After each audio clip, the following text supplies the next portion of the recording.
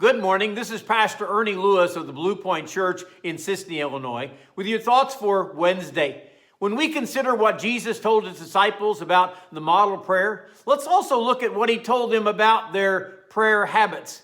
At the beginning of Matthew chapter 6 and verse 5, he said, "And when you pray, you shall not be like the hypocrites, for they love standing in the synagogues and on the corners of the streets, that they may be seen by men. Assuredly, I say to you, they have their reward." There are surely way too many people today who get caught up in doing things to be seen by men rather than to be pleasing to God.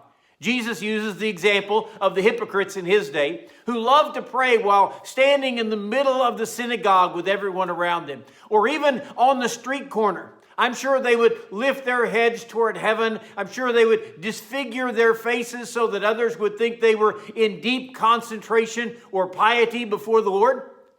And Jesus lets us know that surely they have their reward. Now, they aren't rewarded by God for their great public prayers. He says that they do this to be seen of men. And so being seen and revered by others is the reward they're seeking. That's the only reward they get. Is our prayer ever a show or a ploy to be looked upon as holy and righteous? You know, some people speak the most flowery phrases in their prayers, maybe even use some of the King James English. They'll throw in a "thou hast" or a "wouldst" or whatever. We may practice public prayer in our churches, but it is not a public display. Prayer is always a personal communication with our Heavenly Father. So Jesus told his disciples, when you pray, go into a room or a closet and shut the door, closing this world out of our mind, out of our conversation. And he said, when you pray to your Father, pray in a secret place. And your Father, who sees in secret, will reward you openly.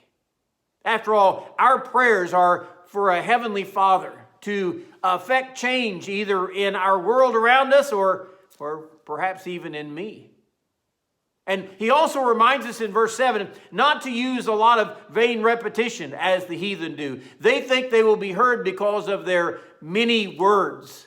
You know, a lot of false religions today use chants and mantras, which are not really heartfelt prayers at all. They're just repeated phrases. So let's approach our Heavenly Father today in a secret place or a private place. Let's approach him personally without all those flowery words and phrases.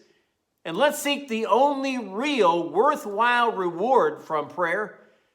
That is an intimate communication with a holy God to effect change in either our circumstances or in us.